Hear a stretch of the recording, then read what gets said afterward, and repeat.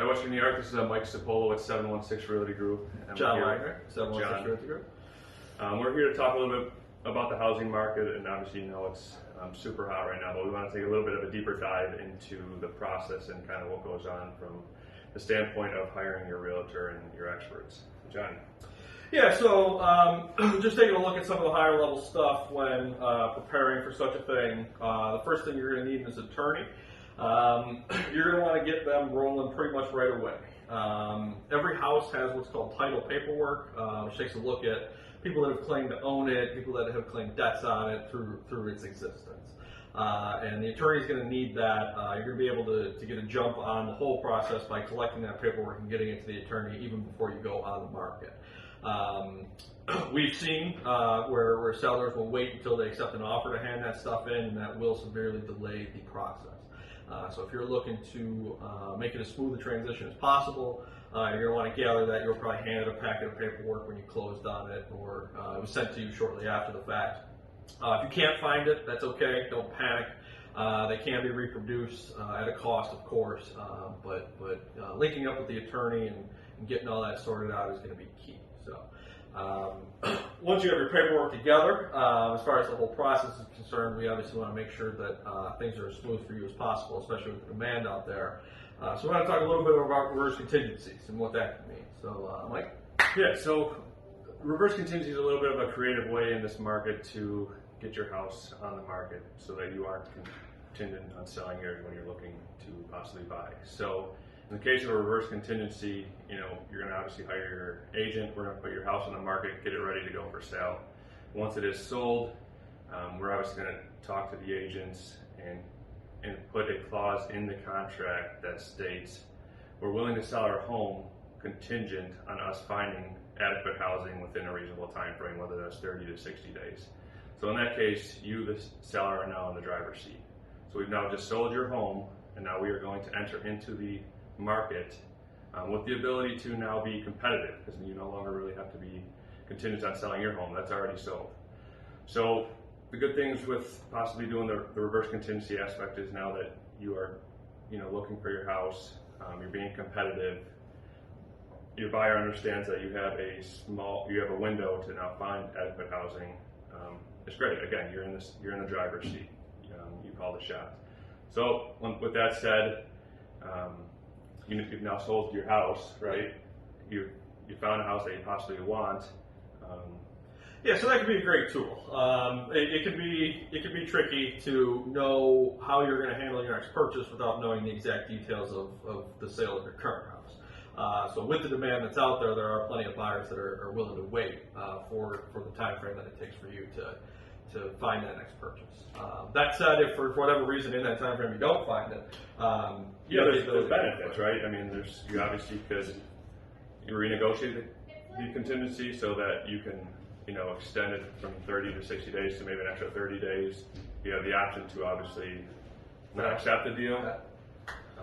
There's options out there. It gets you ahead of the game. It gets you competitive in today's market so that you can compete and hopefully, you know, get these top dollars for yourself. Certainly. And more to that competition point. It's no secret that things sell quickly these days and they sell for top dollar. So we've heard in the past why even hire a real estate agent. Which is relatively fair, but we've seen a lot of for sale by owners really miss the mark. They've been able to draw the attention to their house, but some things that you're lacking there are getting as many people there as possible. In a real estate brokerage like ours, we have top-notch marketing. We know all the things that gets these things in front of as many eyeballs as possible. Obviously, the more interest you drive, the more that's going to affect the bottom line of the sale. In addition to that, in competitive situations like this, pricing is even more key than if it weren't so hot.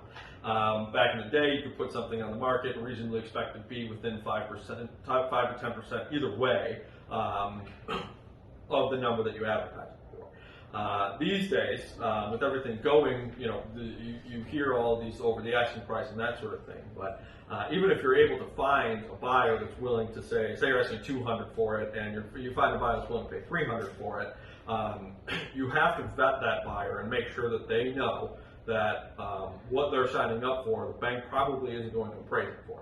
So you have to find out if they have the cash to cover the difference in the appraisal.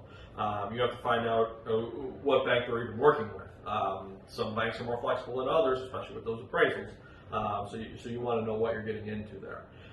So again, it's can you put it for sale by owner or sign in the yard? Yes, but you're certainly exposing yourself to a lot of risk there, both well, mostly actually just in how much money you're receiving for the house. So on top of that, another thing you're going to want your real estate agent to consult with you about is some repairs that are required.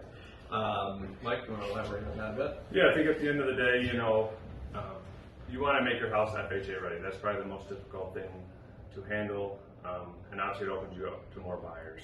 So with that being said, the FHAs are going to have their separate appraisals. They're going to come in and really nitpick your house. So if step one, talk to your realtor, but really make sure you're FHA ready. Make sure that safety, security, your house is completely sound. Some of the things that obviously to look for are, foundation issues. Make sure those are taken care of. You don't want any peeling paint, especially roofs, gutters. Appraisers are notorious for picking the roof apart.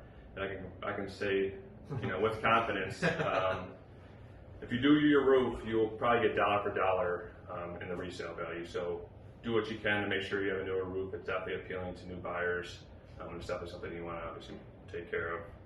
And just backing up a little bit, what Mike's talking about there with FHA is there are government-backed programs for mortgages right now where the government's willing to cover the difference. If a buyer needs to put a very low down payment down, or maybe their credit isn't as good, the government, Federal Housing Administration, steps in and says, hey, we'll take this risk, but if we're taking this risk, we want to know that the house that this prospective purchaser is getting into is safe and sound. They don't like peeling paint, they don't like broken windows, that sort of thing. So we can deep dive that, but I would say work with your realtor. Obviously, you can dive a little bit into more of the list that they're going to require, but for the most part, make sure you take care of your FHA ready points, and then obviously look at other improvements with your house to just make it a little bit more appealing to the buyer.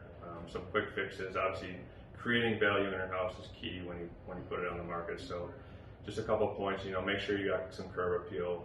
Pick up the debris, give it some fresh mulch, trim your trees. Inside the house, make sure it's clean, it doesn't smell. Deodorize it. Paint your walls, give it a little fresh look. A big thing that a lot of people don't really consider is your front door. Make sure that your front door works. It's painted. That's the first thing people are going to see before they enter your gorgeous home. With some little things that are cost effective. Fixing some hardware. Make sure there's no, in their bathrooms and kitchens, brand new caulk, there's no mold being exposed. Kitchen's your entertaining space. People are going to be there all the time, so just make sure, everything's, tightened up and looks good. Yeah, that's part of the reason you bring a real estate agent in is, it's an objective look. Obviously, it's possible that you've kept up on every tiny little detail of the house the whole time that you've been there, and in that case, then none of this applies to you. That said, even we certainly do see houses that are not totally up to snuff, even with all this competition. Their sale price is affected by their lacking of maintenance in that. So doing that, sprucing up, if required, or if needed, you can certainly see the outcome change because of that. Yeah, I think we hit all the points. I think at the end of the day, make sure your buyers are comfortable and confident after they leave your house. They're not sweating over what the inspector might bring up. Hopefully it's nothing. You don't want to deal with renegotiations or price reductions. Do what you can in a cost-effective way to get your house top-notch shape, and you really should be fine. That's it. So that's all we got for you today. Appreciate you joining us, and if you have any questions, feel free to reach out. We are your local real estate experts, and give us a call. Thanks, guys.